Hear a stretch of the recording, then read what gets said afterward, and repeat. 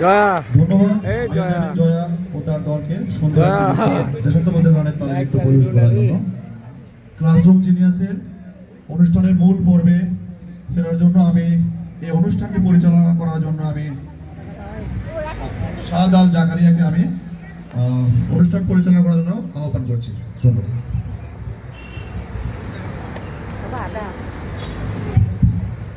আসসালামু আলাইকুম। স্যারকে অনেক ধন্যবাদ এত সুন্দর একটা আয়োজন করার জন্য। আজকে আমরা যে প্রতিযোগিতাটায় এসেছি, আমরা কি সবাই জানি প্রতিযোগিতার নাম কি? এটার নাম কি? আচ্ছা, এই যে আজকের এই মঞ্চে শুধু প্রতিযোগিতাই হবে না, হবে মেধার লড়াই, হবে উপস্থিত বুদ্ধির পরীক্ষা, হবে আনন্দ, উচ্ছ্বাস আর নতুন কিছু শেখার সুযোগ। তোমরা সবাই কি রেডি? আরেকটু জোরে বলো, সবাই কি রেডি? আরেকটু জোরে যেন সবাই শুনতে পায়, সবাই কি রেডি?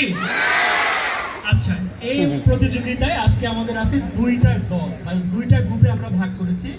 প্রথম গ্রুপটা না মেধা বিকাশ প্রতিযোগিতায় সফলতার দিশা ষষ্ঠ এবং ক্লাসরুম জিনিয়াস একটা গ্রুপ এ এবং ফার্স্ট দ্বিতীয় হবে। গ্রুপটা অষ্টম এরপরে নবম আমাদের দশম। পাওয়ারপুর এই তিনটা আদিবাসী ক্লাস বিশ্ববিদ্যালয়ে একটা অনুষ্ঠান আমাদের এই অনুষ্ঠিত প্রতিযোগিতার হচ্ছে। প্রথম আজকে প্রথম যে গাইস, সেগমেন্ট প্রথম আপনাদের পর্ব, প্রথমটা উপস্থাপনা উপস্থিত এবং বক্তৃতা। মাইকের এই যে শব্দের উপস্থিত কারণে বক্তৃতা যে পর্বটা রয়েছে, এই পর্বতে ভালো বলতে পারতেছি আমাদের না। নিয়মটা একটু বলে দিই। আমরা যে টপিকটা দেখাবো, যে উপস্থিত টিমটা হলো বক্তৃতা নিয়ে যে টপিকটা তোমরা স্ক্রিনে দেখতে পাবে, যারা যারা এই বিষয়ে বক্তৃতা দিতে ইচ্ছুক, হ্যাঁ, এখানে থাকা অবস্থাতে হাত উঠাবে এবং তাদেরকে 2 মিনিট সময় দেওয়া হবে বক্তৃতা দেওয়ার জন্য।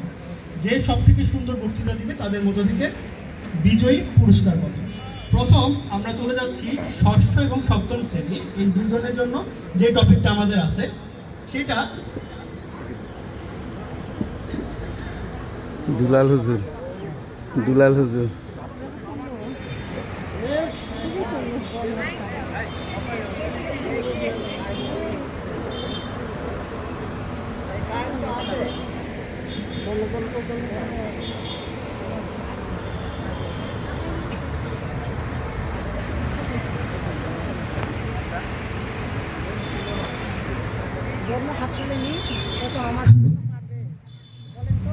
আচ্ছা, তাহলে ষষ্ঠ সপ্তম শ্রেণীর জন্য টপিক আমার স্বপ্ন। ষষ্ঠ সপ্তম শ্রেণীতে যারা আসো, আমার স্বপ্ন নিয়ে যারা উপস্থিত বক্তৃতা দিতে চাও তারা হাত উঠাও।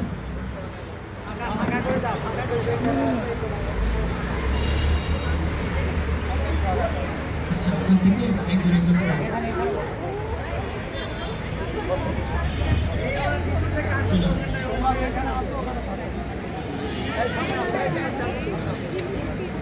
এই যে, কোনো সময় দিন হ্যালো, এর নিজের নামটা বলুন।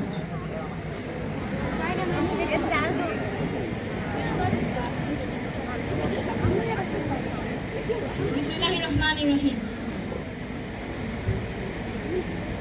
আজকের ক্লাসরুম জিনিয়াস অনুষ্ঠানে উপস্থিত প্রধান অতিথি জনাব নুসরাত জাহান সনি স্যার, উপস্থিত অত্র প্রতিষ্ঠানের ভুল হলে রে ঠিক করে দাও। জনাব মামুনুর রশিদ স্যার সহ সকল শিক্ষক শিক্ষিকা এবং আমার সামনে উপস্থিত সকল শিক্ষার্থীবৃন্দরা, সকলে আমার সালাম গ্রহণ করবেন। আসসালামু আলাইকুম। আমি মুবাশিরা জানা সিনহা, সপ্তম শ্রেণীর একজন ছাত্রী। আজকে আমার বক্তব্যের বিষয় নির্বাচন করা হয়েছে আমার স্বপ্ন। সকলের নিজের কোনো না কোনো স্বপ্ন রয়েছে। মাঝিহীন নৌকা যেমন নিজের গন্তব্যে পৌঁছাতে পারে না, তেমনি লক্ষ্যহীন মানুষ কোনোদিন সফল হতে পারে না। সকলের মতো আমার একটি স্বপ্ন রয়েছে। আমার স্বপ্ন আমি ডাক্তার হব, বড় হয়ে চিকিৎসাহীন ও দরিদ্র মানুষের সেবা করব। বর্তমানে অনেকেই চিকিৎসাহীনতার কারণে নিজের প্রাণ হারাচ্ছে। বেশিরভাগ গ্রামগঞ্জের মানুষ চিকিৎসাহীনতায় সঠিক চিকিৎসা পাচ্ছে না। তাদের আমি সর্বচিকিৎসা দিয়ে সুস্থ করে তুলব।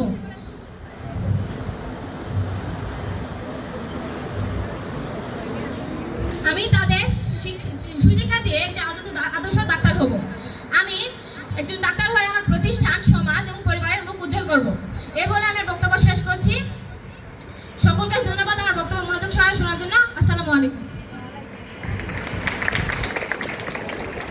মুবাশির আপুকে ধন্যবাদ। এবার পরবর্তী কে হাত উঠিয়েছিলে, চলে আসো, আসো।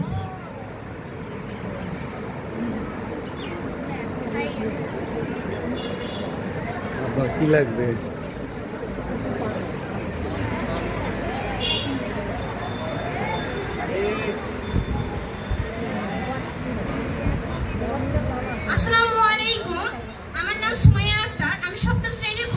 একজন শিক্ষার্থী।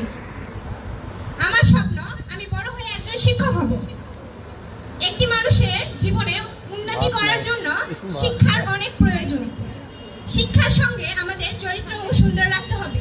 চরিত্র সুন্দর না হলে আমরা শিক্ষিত হয়ে দেশকে উন্নত করব কিভাবে? একজন সুন্দর চরিত্রবান ব্যক্তি একজন সুন্দর শিক্ষক হতে পারেন। তিনি সর্বদা ছাত্রছাত্রী এবং সকলের প্রতি গুরুত্ব সহকারে শিক্ষা দান করেন। একজন শিক্ষক হিসেবে আমি দরিদ্র লোক, অসহায় লোকদের বিনামূল্যে শিক্ষা কিংবা পড়াশোনার সুযোগ দেব এবং তাদের সহযোগিতা করব। দেশের উন্নতির জন্য প্রয়োজন সুশিক্ষা। সুশিক্ষা ব্যতীত দেশের উন্নতি অসম্ভব। একজন শিক্ষিত লোকই পারেন দেশের উন্নতি করতে। যদি দেশ শিক্ষিত হয় তবে জাতিও শিক্ষিত হবে। এজন্য প্রয়োজন একজন শিক্ষিত মা। আমাদের সকলের, বিশেষ করে আমাদের মেয়েদের শিক্ষিত হওয়ার গুরুত্ব খুবই বেশি। আমরা যদি শিক্ষিত না হই তবে আমরা ভবিষ্যৎ প্রজন্মকে কিভাবে শিক্ষিত করব? এজন্য আমাদের সকলকে শিক্ষিত হতে হবে। শিক্ষিত রাষ্ট্র গঠনের জন্য আমাদের সমাজ, রাষ্ট্র, ব্যক্তি জীবন সবকিছুকে শিক্ষিত করে গড়ে তুলতে হবে। ধন্যবাদ সবাইকে।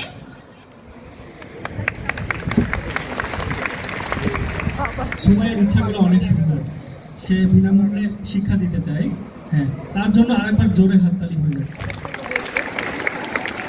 এবার পরবর্তী জন যে আসতে চাও চলে আসো। তোমাদের মধ্যে অনেক হাত উঠিয়েছিল।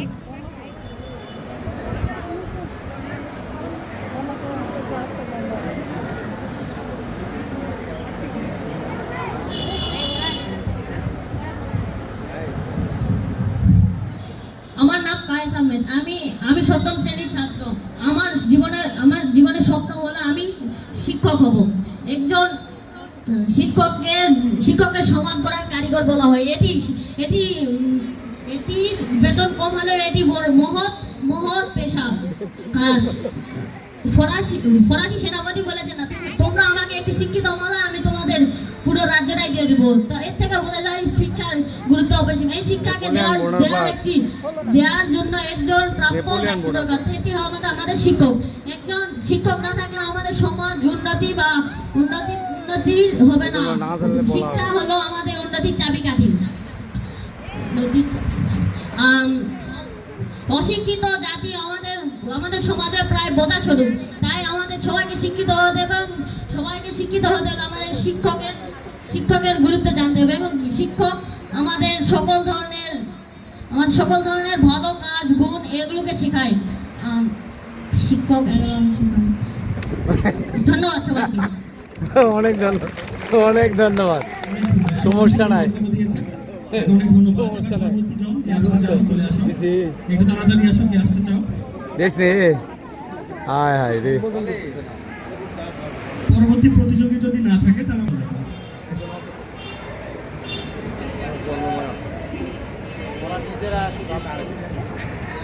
আসসালামু আলাইকুম। আমি বর্ণময় সরকার, সপ্তম শ্রেণীর একজন ছাত্র। আমি এখানে এসেছি বক্তব্য উপস্থাপনের জন্য। আমার উপস্থিত বক্তব্যের বিষয় ঠিক করা হয়েছে আমার স্বপ্ন। একজন স্বপ্নহীন ব্যক্তি এবং মাঝিহীন নৌকার মধ্যে কোনো পার্থক্য নেই। একজন স্বপ্নহীন ব্যক্তি যেমন কোনোদিন লক্ষ্যে পৌঁছাতে পারে না, তেমনি একটি মাঝিহীন নৌকা কখনো গন্তব্যে পৌঁছাতে পারে না। আমাদের প্রত্যেকেরই বিভিন্ন স্বপ্ন আছে। আমারও জীবনে একটি স্বপ্ন আছে। কেউ চায় অর্থ উপার্জন করতে, কেউ চায় সুনাম অর্জন করতে, কেউ চায় সেবা প্রদান করতে।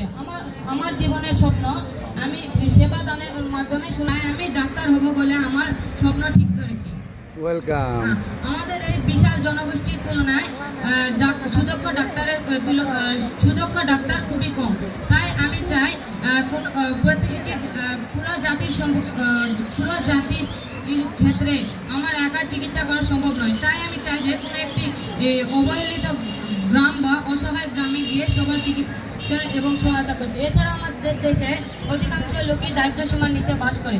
এইসব মানুষের পাশে দাঁড়িয়ে তাদের সাহায্য করার লক্ষ্য হিসেবে আমি এই স্বপ্ন নির্ধারণ করেছি। এছাড়াও ডাক্তারের মতো সেবাদানমূলক এবং জনসেবামূলক লক্ষ্য স্বপ্ন নেই। তাই আমি আমি এই স্বপ্নে আমার জীবনটিকে বাকি জীবন ব্রত থেকে আমি কাটিয়ে যেতে চাই। বায়োলজি ভালো করে পড়বে গো। জনকল্যাণের বায়োলজি ভালো করে পড়বে গো। সৃষ্টিকর্তার সেবা করাও বটে। আর ভর্তি পরীক্ষার সময় ফিজিক্স আর ম্যাথ, ফিজিক্স কেমিস্ট্রি আর ম্যাথ। বর্ণময় সরকারের বক্তব্য অনেক সুন্দর ছিল, তার জন্য আরেকবার জোরে হাততালি। আচ্ছা, ষষ্ঠ সপ্তম শ্রেণী থেকে যদি আর কেউ আসতে চাও তাহলে আসুন, তাহলে আমরা এই সেগমেন্টটা পরবর্তী সেগমেন্টে যাব। ষষ্ঠ সপ্তম শ্রেণী কি আর কেউ আছে?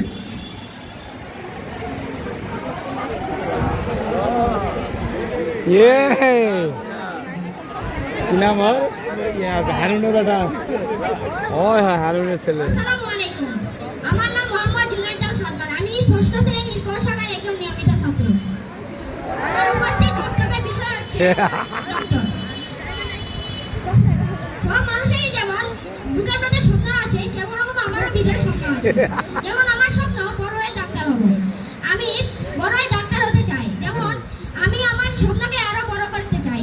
আমার স্বপ্নে যেন মানুষের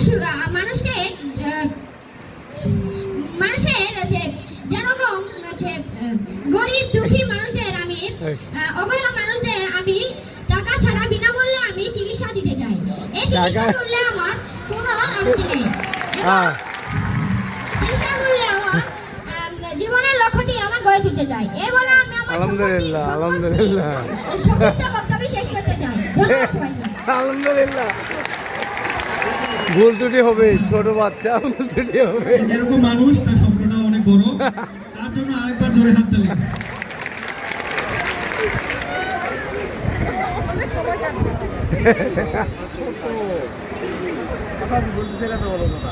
হ্যাঁ, মঞ্চে যায় কথা বলাও মুশকিল। আজকের ক্লাসরুম জিনিয়াস প্রতিযোগিতায় দেখলাম অতিথি জনাব ইসরাত দেখলাম পারবে আর এবং সাহস লাগে। এবং আলমিরাও পারবে। উপজেলা নির্বাহী অফিসার জনাব ইসরাত স্যার এবং উপস্থিত বিশেষ অতিথি নামটা লিখে দিলে ভালো হতো। আমার প্রতিযোগিতার নাম আমার নাম হুমায়রা জান্নাত হিয়া। আমি ষষ্ঠ শ্রেণীর একজন ছাত্রী। আমার প্রতিযোগিতার নাম উচিত বক্তৃতা। আমার টপিকে উঠেছে আমার স্বপ্ন একজন ডাক্তার হওয়া। কেননা আমাদের দেশে বিভিন্ন লোকেরা অনেক বিভিন্ন রোগে আক্রান্ত হচ্ছে।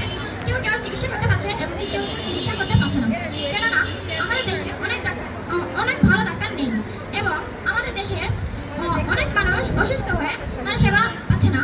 এই জন্য আমার ডাক্তার হওয়ার স্বপ্ন। আমার স্বপ্ন আমি যেন বড় হয়ে ডাক্তার হয়ে গরিব দুঃখী মানুষের আশেপাশে দাঁড়াতে পারি এবং পাও দাঁড়াতে হয়, ওটাই তুলে দেবো যা। আজকে আমার বক্তব্য এটা ইয়া চ্যানেলে দিচ্ছি তো, শেষ করলাম। YouTube channel. আমার মনে হয় ষষ্ঠ সপ্তম শ্রেণী থেকে আর কোনো প্রতিযোগী নেই। যদি আর কোনো প্রতিযোগী না থাকে, আর যদি কেউ আসতে চাও তাহলে আসতে পারো। ষষ্ঠ সপ্তম শ্রেণী থেকে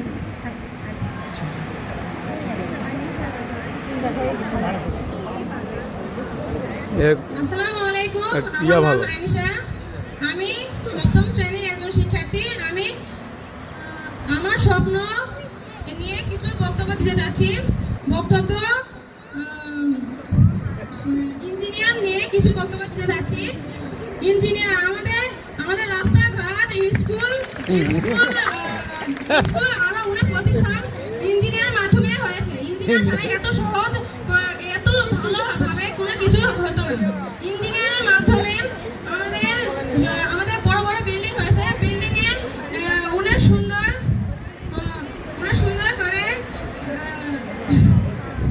হয়েছিলেন হয়েছে আপনার প্রতিষ্ঠানের কারণে অনেক ভালো ভালো কাজ করা হয়।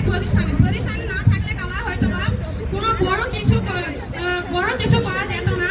এই অনুষ্ঠানে আমাদের স্কুলে বিল্ডিং না থাকতো, যদি এটা বেড়া বা এরকম কিছু হতো তাহলে হয়তো স্পিডে পাকা ধরতেছে। এই প্রতিষ্ঠানে দেখো বিল্ডিং থাকার কারণে অনেক সুন্দর ধরে ফেলতেছে জায়গা হয়েছে। ক্যামেরা। আবার রাস্তাঘাটে যদি আওসান দেখো মাটির রাস্তা হতো তাহলে ফ্যানের অনেক স্পিড অসুবিধা হতো। পাকা ধরেছে পানির সময় বৃষ্টি আসলে পানি অনেক হয়ে রেগুলেশন সবকিছু কাদো হয়ে যেত। অনেক সমস্যার সম্মুখীন হতে হতো। এই রাস্তার উন্নতির কারণে এখন আমরা অনেক ভালোভাবে রাস্তায় চলাচল করতে পারছি। এজন্য আমাদের বিল্ডিং সবকিছু ইঞ্জিনিয়ারের মাধ্যমে হয়েছে। এজন্য আমি চাই সিভিল ইঞ্জিনিয়ার হয়ে আর্কিটেক্ট কিছু আর সুন্দর করে প্রতিষ্ঠিত করার। ধন্যবাদ সবাইকে। আমার বক্তব্য আমি একা শেষ করছি। আচ্ছা ঠিক আছে, আপনাকে ধন্যবাদ। পরবর্তীতে ষষ্ঠ সপ্তম শ্রেণী থেকে আর কি কেউ আসতে চাও?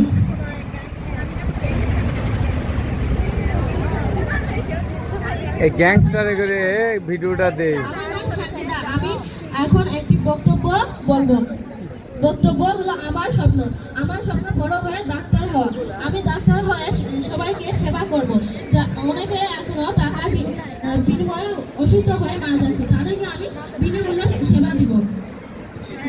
যারা অনেকে আমাদের দেশে অনেকে দরিদ্র সীমার নিচে আছে, তাদেরকে তারা অনেক অসুস্থ বিভিন্ন ধরনের রোগে আক্রান্ত হয়, ক্যান্সার ইত্যাদি রোগে আক্রান্ত হয়, তারা অনেক চিকিৎসার কারণে বাঁচতে পারে না। সেজন্য তাদেরকে আমি চিকিৎসা বিনামূল্যে চিকিৎসা করতে পারি।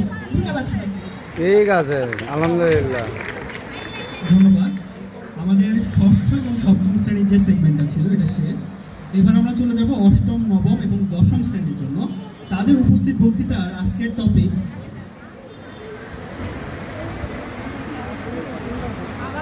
আমার চোখে আগামীর বাংলাদেশ। আমার চোখে আগামীর বাংলাদেশ নিয়ে আমরা অষ্টম, নবম এবং দশম শ্রেণীতে যারা আছি, যারা উপস্থিত বক্তৃতা দিতে চায় তারা সামনে চলে আসি। সর্বপ্রথম আমি একজনের হাত দেখতে পাচ্ছি, চলে আসো সামনে।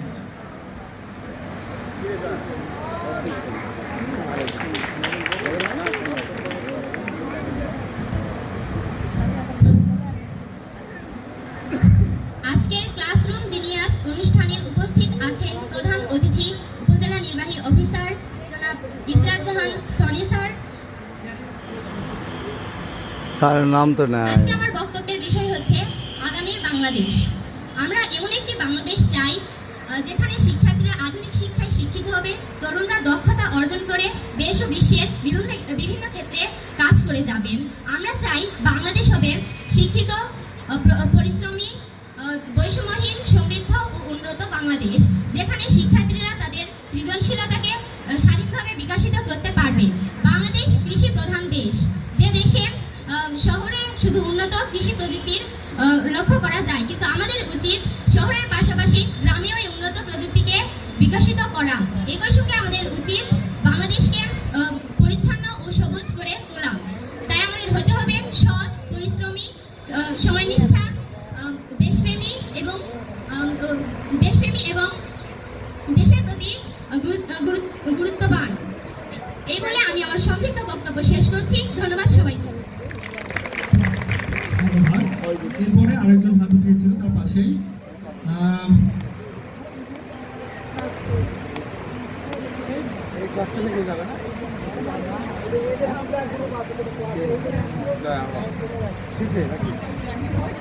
জয়া বচ্চন। ও আজকের এই বলেন। আমি মেধা, নবম শ্রেণীর একজন বিজ্ঞান শাখার শিক্ষার্থী। আজ আমার বক্তব্যের বিষয় নির্ধারণ করা হয়েছে ভিডিও ধরলে তো কেটে যাবে।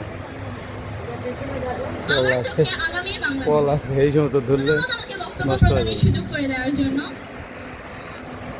আমরা এমন একটি বাংলাদেশ চাই যেখানে থাকবে না কোনো বৈষম্য, কোনো নিপীড়ন, কোনো